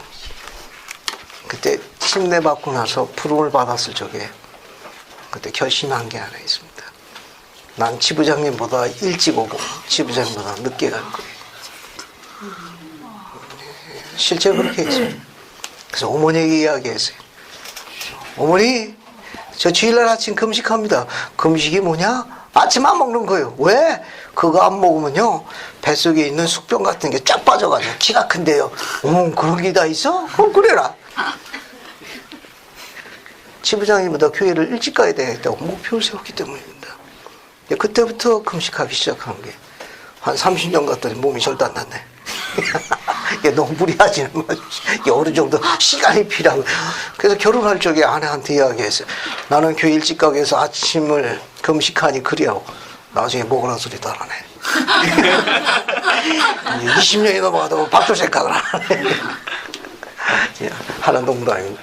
하지만 굉장히 큰 즐거움과 기쁨을 준 건 사실이에요. 다시 이야기합니다만은 그런 소망을 가져라는 겁니다. 우리 감리요금보다 일찍 가서 준비하고 늦게까지 남아서 뒷마무리 할 수 있는 자가 경전에 나와 있는데 그가 모세의 뒤를 이은 여호수아라는 젊은입니다. 그 젊은이가 그렇게 했어요. 모세는 왕족의 리더 출신이며 장구 출신입니다. 그러나 여호수아는 천민 출신이에요. 하지만 여호수아는 모세보다 일찍 앞길을 준비했고 모세가 뜨기 전까지는 그도 떠나지 않고 끝까지 남아 있었습니다. 그가 나중에 젖과 꿀이 흐르는 가나안 땅을 들어간 리더가 됐습니다. 여러분은 어떻게 봉사하십니까? 이게 가르치도록 요구하고 있는 거예요. 꼭 적극 검토해 보세요. 자, 또 뒤로 넘어갑시다. 자, 그 다음에 어딜 보시는가 하면은, 첫 번째 장 맨 밑에 있는 거 보세요. 첫 번째 장 맨 밑에. 교회의 제2대 회장 부리감독은 이렇게 가르쳤다. 봤습니까? 네. 자, 그거 보세요. 1-5를 볼게요. 1-5. 제가 읽으면 설명하기 더 빠르게 했네요. 고든핑크리 회장은 제1회장 등 일원으로 봉사하는 동안 다음과 같이 가르쳤다. 어린아이들에게는 처벌이 필요하지 않습니다. 그들에게는 사랑과 격려가 필요합니다. 그들에게는 두려움보다 존경으로 바라볼 수 있는 아버지가 필요합니다. 무엇보다도 그들의 모범이 가장 필요합니다. 절 보세요. 우리가 갖고 있는 행복의 가장 빠른 비결은 뭐냐? 아버지가 원위치로 돌아가는 일이에요. 어떤 원위치? 하늘에 계신 우리 아버지 사랑과 온유와 모든 것에 덕을 갖춘 분이 그분 아니에요? 육신아비도 그곳으로 돌아가야 합니다. 이 세상에서 가장 편안한 것, 버팀목이 되는 분이 누가 되어야 합니까? My father. 그게 아버지. 그게 아빠입니다. 그 자리로 돌아가야 돼. 여기서 이야기한 건 두려움이 아니라 존경으로 바라보며 무엇보다도 그가 행하는 대로 가르침을 받을 수 있는 아버지가 필요하다. 그런 말입니다. 저희 호수는 어린이들을 구하는 겁니다. 그들 중 너무 많은 수가 고독과 절망 가운데 고통과 두려움으로 살아가고 있습니다. 어린이들은 밝은 햇빛이 필요합니다. 행복을 필요로 하죠. 그들은 사랑과 보살핌이 필요합니다. 그들은 친절과 격려, 애정이 필요합니다. 거기 중요한 게 하나 있습니다. 집값에 상관없이 집안에 있는 어떤 구조물이나 환경에 관계없이 모든 가정은 구원의 환경이 될 사랑이 가득 찬 환경을 제공할 수 있습니다. 이게 더 중요하다는 거예요. 그러니까 집 사이즈나 가구보다 더 중요한 거는 아버지가 내 자녀의 어머니를 정말 사랑하고 또 존중하는 그 모습을 자녀들이 보고 느끼는 구원의 환경이 더 중요하다는 거예요. 그거는 집값하고 상관없습니다. 집에 가구와 관계없으며 연봉과도 관계없고 차종과 관계없어요. 옷에 입는 옷 종류와 관계없습니다. 아빠가 엄마를 사랑하고 어떻게 배려하며 또 엄마는 그것에 대해서 얼마나 감사하고 또 아빠를 얼마나 존경하고 아끼는지를 자녀들이 눈으로 보여주는 아빠가 필요합니다.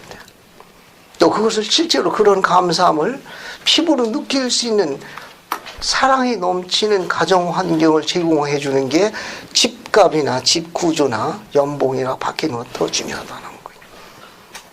이해하시겠죠? 이게 훨씬 더 중요한 겁니다. 밑에 보세요.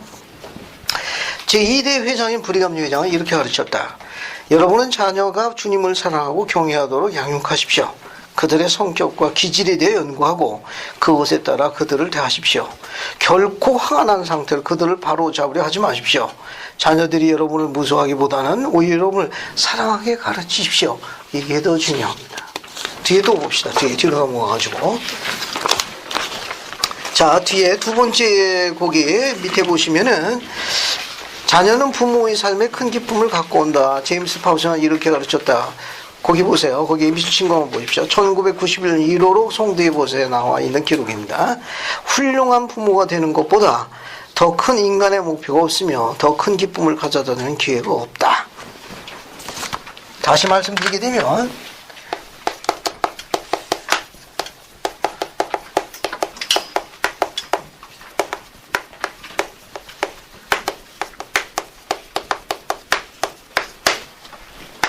이 세상에서 제일 필요로 하는 게 뭐냐? 뭐라는 거예요? 모범을 보이는 아버지와 현명한 어머니. 감사합니다. 부모예요. 부모입니다. 자녀에게 사랑이 넘치는 환경을 제공해주는 부모가 이 세상에서 제일 필요해요. 이 세상에서 제일 필요한 건 뭐냐? 그것을 끝까지 지켜주는 아버지와 사랑으로 감싸주는 어미의 품이 필요합니다. 이게 세상에서 제일 필요한 거예요. 이거만큼 인간을 성숙해 해주는 훈련 과정이 없습니다. 그 한 인간이 지상에 와가지고 그러한 그리스의 속죄에 대한 숭고한 목표를 깨닫는 순간은 자녀들을 그 통해서 얻는 이와 같은 과정이에요. 부모가 그걸 통해서 하늘에 계시는 부모님을 닮아가는 거예요. 다른 방법 없습니다. 다른 방법. 자녀가 기쁨을 주기도 하지만 어려움도 많이 줍니다. 기쁠 때도 많지만 힘들 때도 많아요. 그때 함께 동고동락하면서 성숙해 나가는 과정을 통해서 부모가 하늘의 부모를 닮아가는 거예요. 자녀는 그 극복하는 과정을 통해서 부모의 과정을 닮아가는 겁니다. 메시지는 그런 내용이거든요. 자, 그 다음 또 보세요. 또 밑에 보시게 되면 우리가 그냥 교리에서 27편 17절만 읽어보겠습니다. 이것도 한번 읽어보겠습니다. 교리하서약 27편 17절을 주일하자면이 한번 읽어봐요. 17절만, 27편 17절.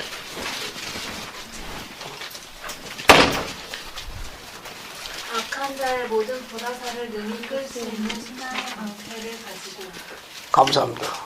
그러니까 우리 자녀들에게도 뭐가 필요하냐? 신앙의 방패가 필요합니다.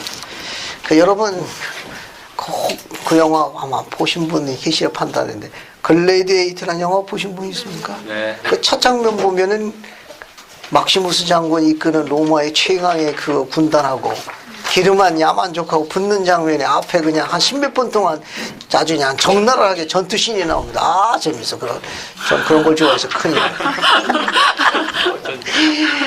그 첫 장면이 그 전투신입니다. 거기 보기에는 기름한 야만인족은 갑옷을 안 입었어. 근데 로마의 그 막시무스 군단이 이끄는 그 로마의 최강의 그 군단은 전신갑주, 갑옷에다가 뭐가 있느냐? 사람보다 더 큰 방패. 거기서 불화살 쏩니다. 방패로. 자녀에게 신앙의 방패가 필요합니다. 그런데 예를 들어가가지고 자녀도에게 똑같은 방패가 다 필요합니까? 예를 들어서 우리 작은 아들이 있습니다. 우리 작은 아들이 들 수 있는 그 방패를 저보고 들으면 저거 듭니까? 힘들어. 무거워가지고. 이 말은 뭐냐? 각 자녀에 맞는 신앙의 방패를 만들어줘야 합니다. 일적으로 요구해서 만들어주는 게 아니라 그 자녀를 주의 깊게 살펴보고 그 자녀가 능히 감당할 수 있는 신앙의 방패를 만들어줘야 돼요. 이해하시겠죠? 이게 똑같은 사이즈, 그냥 엄청나게 큰 방패, 큰 게 존경하지 못해요. 자녀가 그 방패를 못 들어가지고 방패 치우칩니다. 이게 면밀하게 검토해가지고 각 자녀에게 맞는 신앙의 방패를 만들어줘야 이유를 갖고 있습니다. 한번 읽어볼게요. 12사도정원의 대리인 보이드 퀘커 회장은 다음과 같이 말씀을 했다. 아버지의 계획이 이루어지기 위해서 생명자태의 탄생과 같이 신앙의 방패는 각기 개성이 다른 가족에 맞도록 만들어지고 맞춰져야 합니다. 신앙의 방패가 모두 똑같을 수는 없습니다. 방패 하나하나가 개인의 특성, 즉 자녀의 개인의 특성에 맞게 손으로 만들어져야 합니다. 주님께서 마련하신 계획이 기대하는 바는 남자와 여자, 즉 남편과 아내가 서로 협력하여 자녀 한 명 한 명에게 결코 벗겨지지 않고 어떤 불의 화살에도 뚫리지 않을 만큼 튼튼한 신앙의 방패를 채워주는 것입니다. 그렇게 하기 위해서는 아버지가 꾸준하게 쇳덩어리를 망치질해야 하며 어머니는 부드러운 손길로 윤을 내고 그 방패가 잘 맞게 만들어줘야 합니다. 때때로 아버지나 어머니가 혼자서 그 일을 모두 하지 않으면 안 될 때도 있습니다만 어려운 일이지만 불가능한 건 아닙니다. 우리는 교회에서 신앙의 방패를 만드는 재료에 대해 가르칠 수 있습니다.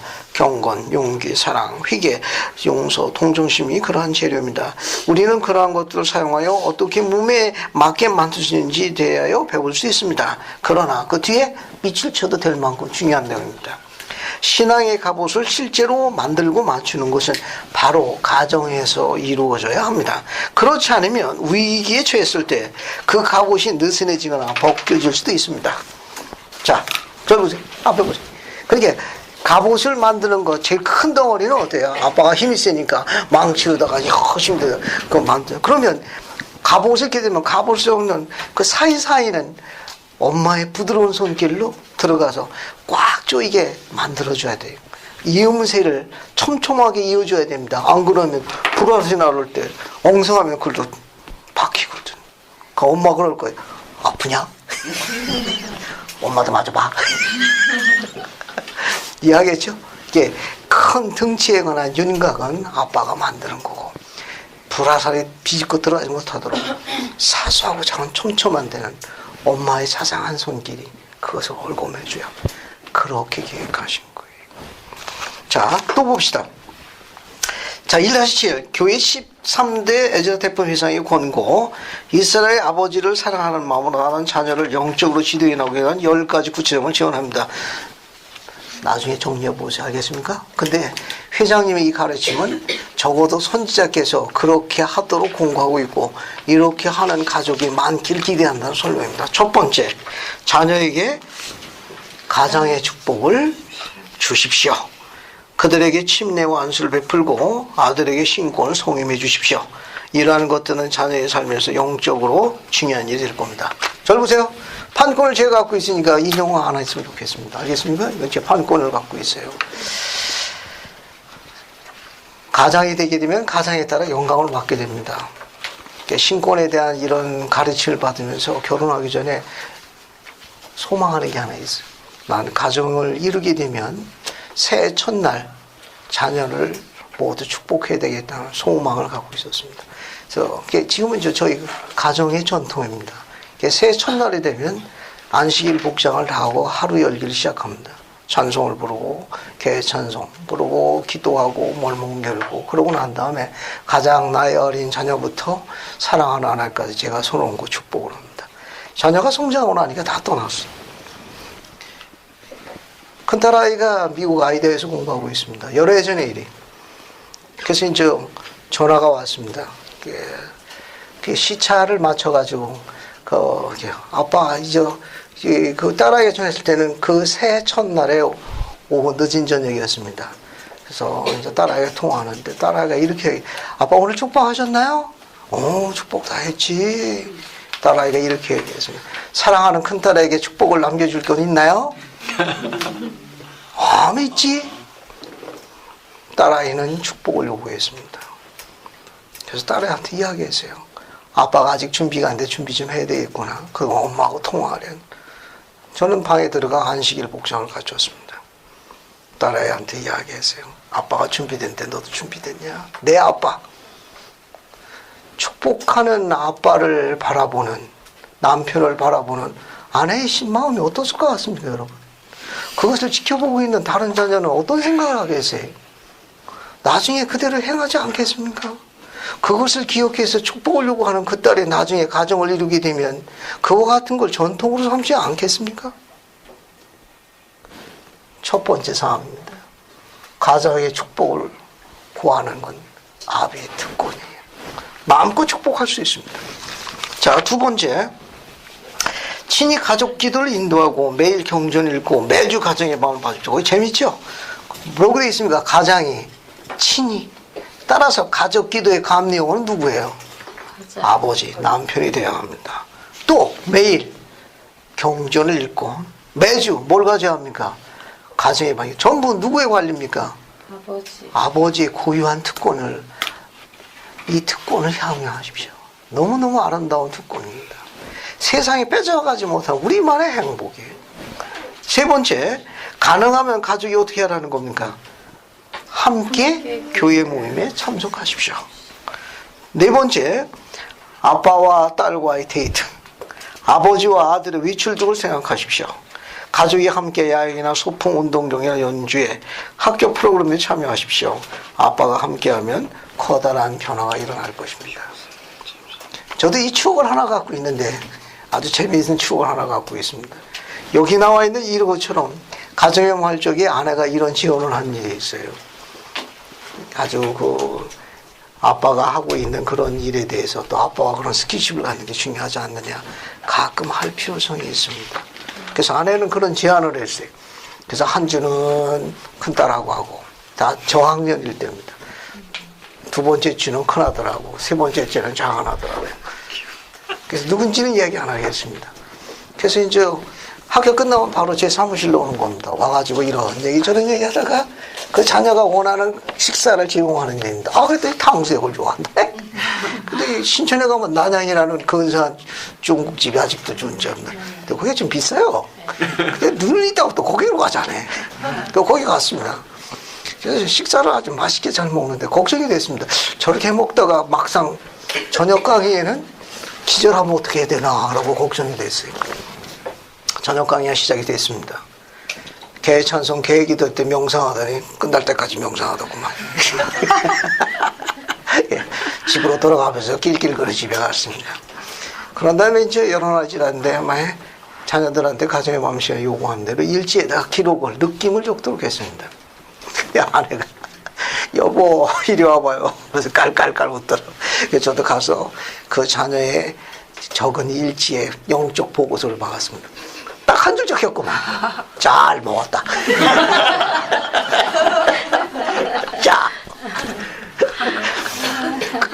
잊어버릴 마음은 생각나는데 이거 읽으니까 또 생각납니다. 자, 다섯 번째, 가족 휴가, 여행 및 야외를 갖는 전통을 가지십시오. 유념하실 점이 하나 있습니다. 가기 전에는 엄마가 제일 반대를 해요. 근데 일단 집 나가면 누가 제일 좋아합니까? 엄마가 제일 좋아해요. 여섯 번째, 정기적으로 자녀들을 1대1로 만나십시오. 그래서 1대1로 만나가지고 그들이 하고 싶은 말을 하게 하십시오. 이제 1대1로 만날 적에는 아빠가 이야기하는 것보다는 자녀가 하고 싶은 말을 다 하게 들어주는 시간입니다. 그러니까 훨씬 더 스킨십하게 굉장히 도움이 많이 돼요. 물론 상당한 인내를 필요로 하니까 염두에 두셔야 됩니다. 7번째, 자녀에게 일하는 걸 가르치고 합당한 목표로 일하는 것의 가치를 알게 하십시오. 8번째, 가정에서 좋은 음악, 미술, 문학에 관심을 갖도록 하십시오. 9번째, 가능하면 아내와 함께 성전을 가십시오. 자녀에게 영적 성장에 귀중한 제공을 해줍니다. 10번째, 여러분이 교회에서 봉사하는데 기쁨과 만족을 얻고 있음을 자녀에게 알게 하십시오. 그래야 자녀들이 교회 안에서 기쁘게 봉사합니다. 자, 그 다음에 이제 1-8, 거기 보세요. 후기의 선지자들은 어머니가 직장에 다니기보다는 자녀와 함께 가정에 있는 것이 중요하다고 했는데 흰크리장님은 중요한 지원을 하셨습니다. 실질적으로 가족의 필요상으로 일하지 않는 데는 여성들이 많이 있다는 걸 알고 있습니다. 여러분에게 말씀드렸는데 그렇다 하더라도 최선을 다하십시오. 오늘날에는 그런 가족이 많이 있습니다. 아담이 땀 흘리도 명함을 받았지만 요즘에는 이브가 땀을 더 많이 흘리죠. 이게 있을 수 있다는 겁니다. 그렇지만 최선을 다하라는 거예요.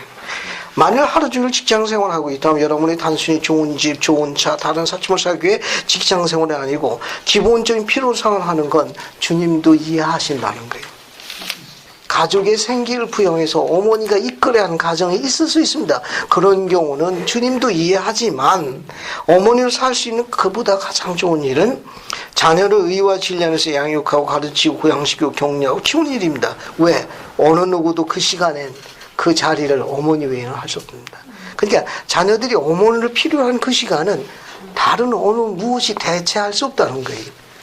꼭 어머니 손길이 필요한 시기가 있습니다.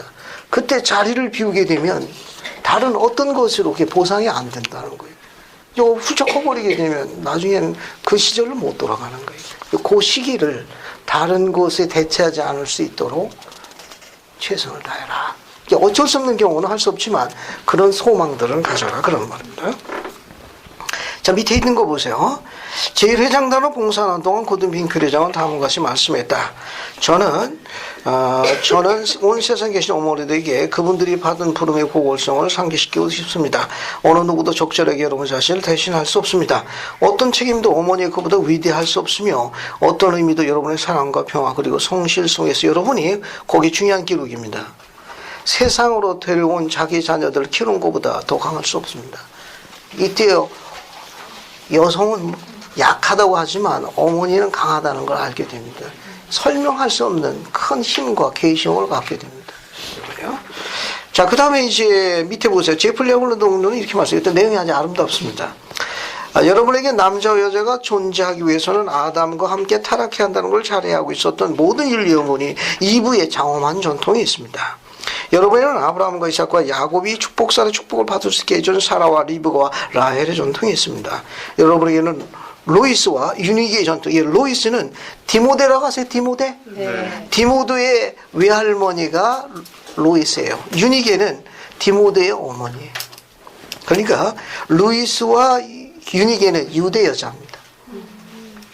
그러니까 외할머니와 어머니가 유대 여자였는데 그 디모데의 아버지는 유대인이 아니었어요. 헬라 사람으로 알려져 있습니다. 그리스인이 아니었어요. 비에오냐다 그런 말입니다.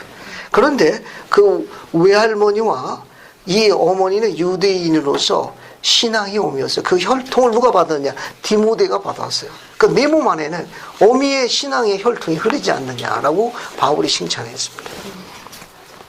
힐라면 2000용세의 어머니들이 가진 전통이 있습니다. 여러분이 세상에 놓이기 전부터 하나님의 독생자를 잉태하고 양육하게 될 부름을 성인받은 마리아의 전통이 있습니다. 제 어머니를 포함해 모든 어머니께 감사드리며 하나님의 사업과 영광에 직접 참여하는 데 육신이 있고 경험을 통해서 해의 왕국의 영생을 맞이할 수 있도록 하나님의 영의 자녀들을 이 지상으로 데려오는 것보다 더 중요한 일은 없다는 걸 말씀드리고 싶습니다. 그 자녀들이 세상으로 육신이 입히는 일은 하나님의 딸만이 할 수 있는 특권이에요. 그 어미가 이런 희생을 안 하면 세상에 모릅니다. 그래서 여러분들 하나님의 동업자예요. 그래서 그 딸들을 존중해야 된다는 건 충분한 이유를 갖고 있습니다.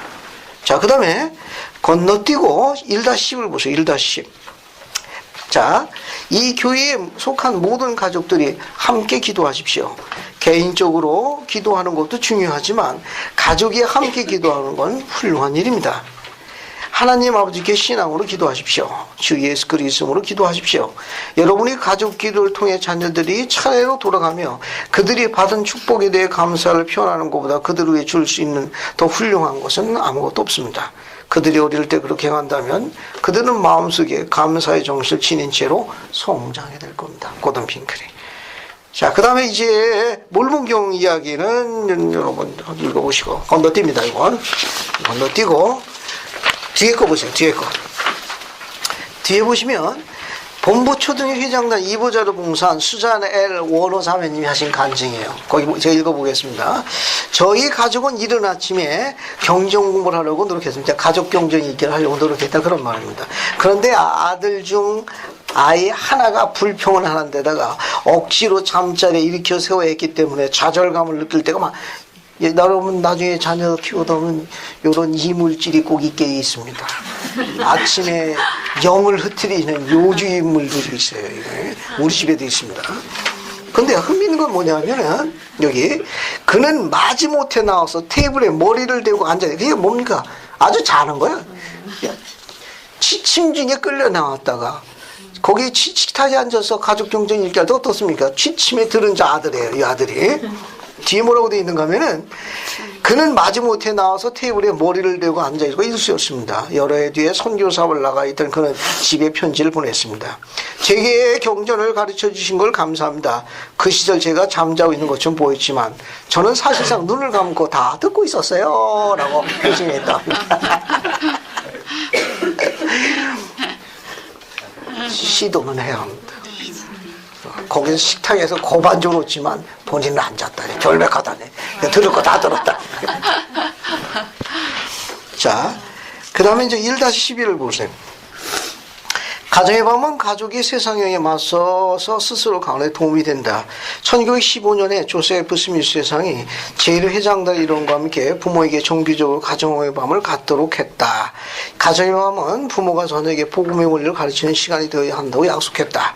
근데 되어야 한다. 제1회장단은 이 가정의 밤을 가질 적에 따라오는 약속의 축복 4가지를 언급했는데 한번 찾아보세요. 가정의 밤을 가질 때 가정의 밤을 가지면서 오는 축복 4가지를 약속했습니다. 매주 가정의 밤을 가지면 이 축복을 약속하셨어요. 4가지가 뭔지 한번 찾아보십시오.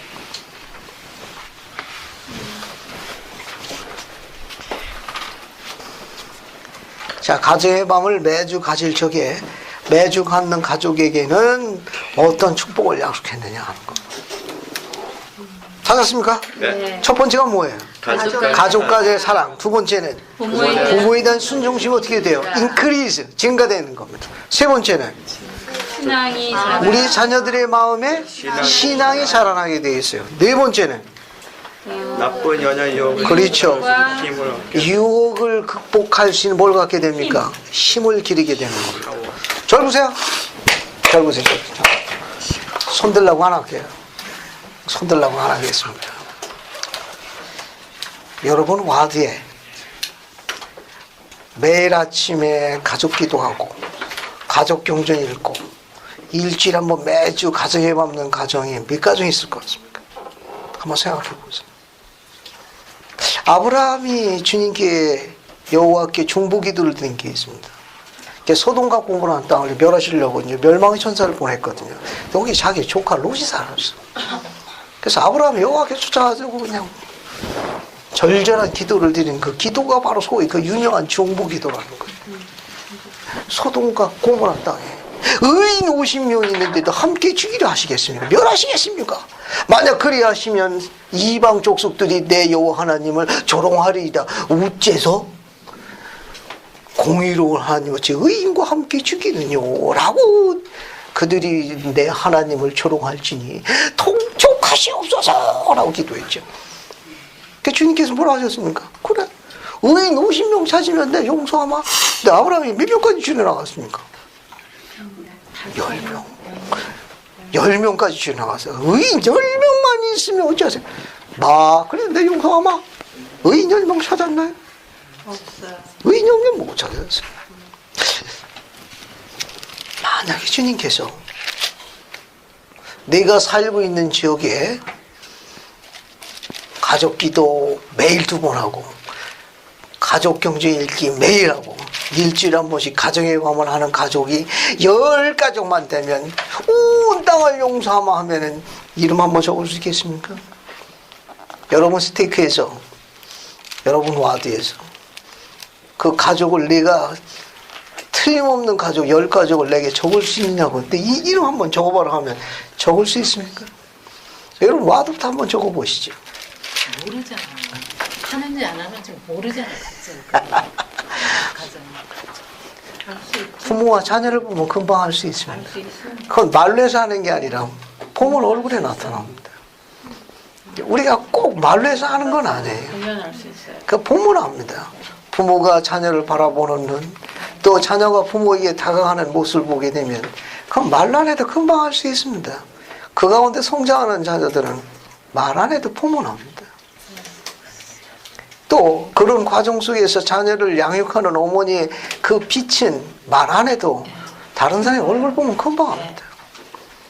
또 그런 아빠는 굳이 이야기 안 해도 그 영을 금방 느낄 수 있습니다.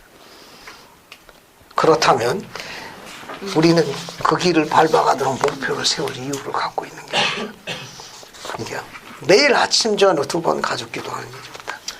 가족 경전 읽기를 하는 겁니다. 일주일에 한 번 어떻게 하는 겁니까? 가정의 밤을 하는 거예요. 시간 많이 쓰지 않아도 됩니다. 자녀가 어릴 적에는 시간을 좀 많이 가질 수 있습니다. 활동도 해야 되고 여러 가지. 자녀가 어느 정도 크면은 짧은 시간 동안 해도 돼요. 아주 짧은 시간 동안에. 그것은 이제 스케줄 정리하고 목표 정하고 필요한 간증 나누고 짧은 시간 동안에 할 수 있습니다. 또 그 시간에는 소통하는 시간이고 중요한 이유를 갖고 있습니다. 나중에 결혼하게 되면 남편과 아내 사이에 의견 조정이 필요한 거 이때 공부할 거예요. 다음 주에. 그러면 자녀들은 그 가정의 밤에서 엄마와 아빠가 서로 대화를 나누면서 어떤 사안에 대해서 밀고 당기며 조종하는 걸 보고 결혼해서 나중에 큰 소리 안 내고 서로 주거니 받거니 양보할 게 있어서 합의점을 찾는 중요한 대화의 스킬을 배우는 겁니다. 큰 소리 날 이유가 없습니다. 왜 큰 소리 나는지 이유가 안 돼. 그런 스킨십을 자연스럽게 배워갑니다. 내 자녀에 오며 아침부터 해남아갈까지 집안일과 여러 가지 기타 많은 일로 지치고 지친 사랑하는 내 사람입니다. 그 사람에게 큰 소리를 내고 요구하려가 이유가 없는 거예요. 도와줄 걸 찾아야 합니다. 배려할 걸 찾아야 되는 거예요. 그걸 아들이 배우는 거예요. 그게 어디냐? 가정의 밤. 근데 요즘에 가정의 밤보다 가정의 낮이 더 많은 것 같죠. 자, 1-13 봅시다. 두 개만 읽고 정리할게요. 1-13. 하나님에 대한 사랑은 다른 사람을 사랑해 어떻게 미시냐. 이게 올스프렌장의 이 말씀은 아주 유명한 가르침이에요. 주옥 같은 가르침이에요. 1-13 보세요. 올스프렌. 여기 사람이라는 건 남자를 이야기하는 겁니다. 한 남자가 의로움을 을수록 다른 사람 쉽게 설명하면 그 아내를 이야기하는 겁니다. 사랑하고 그들을 행복하게 자질을 더 갖추게 됩니다. 한 남자가 의롭게 생활할수록 어떤 능력을 부여받느냐? 아내와 자녀들을 행복하게 할 그 은사, 힘을 갖는 거예요. 악한 남자는 아내에 대한 사랑을 거의 가질 수 없습니다. 그런 말이에요. 이건 똑같은 거예요. 악한 여자는 남편과 자녀에게 사랑 가질 수 없습니다. 저를 보세요. 자기 자신에 대해서 평강을 누리지 못하는 사람은 다른 사람에게 그 평강을 제공하지 못합니다. 저를 보세요. 가장 중요한 건 뭐냐면은 자기 자신에 대해서 평강을 못 누리는 남자나 여자는 다른 사람에게 그 평강을 나눠줄 수가 없어요. 불가능해요. 악한 남자는 아내가 그 남자는 그런 평강이 없는 남자예요. 그러니까 그 평강을 나눠줄 수가 없어요. 악한 여자도 마찬가지예요. 본인에 대한 평강을 누리지 못하니까 다른 자에게 평강을 나눠주지 못하는 건 당연한 거예요. 뒤에 보세요. 그러나 하나님에 대한 사랑으로 가득 차 있는 의로운 사람은 그의 마음속에 생각과 느낌이 있어서 또는 말과 행동이 있어서 언제나 이 천국에 속하는 품성을 나타내 보일 겁니다. 그의 얼굴에는 사랑과 기쁨과 선의를 바라며 볼 때마다 그것이 나타나는 거예요. 말로 안 해도 보면 압니다. 넘기는 거. 벌써 그냥 중간에 공기 주파수가 달라요. 이렇게 그의 마음속에 아내에 대한 신뢰가 생기고 그런 보답으로 아내는 남편을 사랑. 이런 남자가 어디 있어? 지상에 오래 살으라고 특별 관리한다 그런 말이에요. 이것은 사랑은 사랑을 낳고 행복은 행복을 주기 때문이다. 그리고 하늘에서 비롯된 이 감정은 계속해서 더욱더 커져서 마침내 완전해지며 영원하고 충만한 사랑 그 자체에서 영화롭게 된다. 이게 후기 성도의 결혼 생활의 목표예요. 뒤로 넘어간다. 1-14 조셉 필든 스미스장님의 그분의 철학입니다. 요 글은 여러분 집에 돌아가시면 일지에다가 적을 이유를 갖고 있습니다. 목표로 삼으세요. 오늘의 결론이에요. 1-14 만일 어떤 남자와 그 아내가 충실하게 그리고 열심으로 복음의 모든 의식과 원리를 준수하고 있다면 이혼의 어떤 원인도 발생될 리가 없고 결혼관계에서는 기쁨과 행복은 더욱 감미롭고 커질 것이며 남편 간에는 시간이 흐르면 흐를수록 서로에게 더욱더 가까워지게 될 겁니다. 남편이 아내를 그리고 아내가 남편을 사랑할 뿐만 아니라 그들 사이에 태어난 자녀들도 사랑과 화합이 분위기에서 생활하게 될 것입니다. 타인에 대한 각 사람의 사랑은 약화되지 않을 것이며 나아가 우리 영원하신 하나님의 아버지와 그분의 아들 예수 그리스도를 향한 모든 이의 사랑이 그들 영혼에 더욱더 굳게 뿌리를 내리게 됩니다. 그래서 빛이 되고 소금이 되는 거예요. 밑에 주님의 황금률이 있습니다. 이게 결혼 황금률이라고 그래요. 여러분 잘 아시는 겁니다. 마태복음 7장 12절 무엇이든지 남에게 대접을 받고자 하여 너도 남을 대접하라. 이게 아주 유명한 주님의 황금률이에요. 결 보세요. 이제 결론을 맺어 보겠습니다. 때로는 있는 이 가르침을 제공하지 못하는 환경에서 자라는 자녀가 있을 수 있습니다. 10계명의 한 충관에 들어있는 계명이 뭐죠? 내 부모를 5번째 내 부모를 공경하라. 그리하면 내가 사는 땅에서 내가 장수하고 모든 게 잘 된다는 약속이 있습니다. 근데 바울은 에베소서에 뭐라고 있는가 하면 주 안에서 그리하라라고 이야기했습니다. 그 이 말은 뭐냐면 때로는 부모가 그런 환경을 제공하지 못할 수도 있으나 그럼에도 불구하고 그 부모를 기쁘게 생활하는 자녀는 복이 더 있다는 가르침을 다시 이야기합니다. 주 안에서란 말은 부모가 의롭고 합당해만 그렇게 하라는 뜻보다는 때로는 그것을 제공해주지 못한다 하더라도 주님의 계명을 성약을 앞에 두어서 그러함에도 그분들을 존중하고 기쁨을 전해줄 수 있도록 의로운 자녀로 성장하면 그 자녀 복이 더 큰 겁니다. 주님은 그를 반드시 기하여 때가 되면 들어세우실 거예요. 그런 경우도 있을 수 있다는 거. 우리는 정확한 이유는 잘 모른다마는 주님의 지혜입니다. 주님의 지혜. 시간에 신앙을 더하는 게 인내의 요소입니다. 인내라는 상품은 시간에다가 신앙이 결합된 복합 상품이에요. 이 복합 상품은 주님이 좋아하시는 상품입니다. 그것은 시간을 필요로 합니다. 그리고 신앙을 요구해요. 이 두 개의 결합된 성품이 인내라는 요소인데 신앙의 핵입니다. 신앙의 요체는 한마디로 해서 인내예요.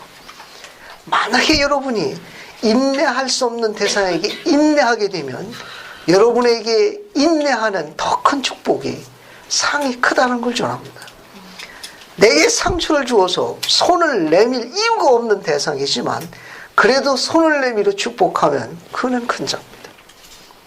내게 깊은 상처로 손을 내밀 아무런 이유가 없지만 그럼에도 불구하고 그에게 축복을 가져 남겨주는 자녀로 양육되면 그 상이 엄청 크다는 거. 주님께서 그 씨를 보존하신다고 약속하신 걸 이해하지 마십시오. 이제 결론을 맺겠습니다. 주님은 주님 안에 있는 지혜로 독특한 시험을 마련하십니다. 그 시험에 합격할 수 있기를 기대합니다. 합격하는 그 순간부터 여러분 지금까지 알지 못했던 강한 구원과 자립의 능력을 갖게 될 거예요. 이 세상에 다른 세상에 존재하는 진리로 분류될 겁니다. 마치기 위해서 이 이야기는 엘톤 페리 장님이 하신 얘기예요. 엘톤 페리 장님. 부모가 자녀에게 줄 수 있는 가장 큰 영적인 자질은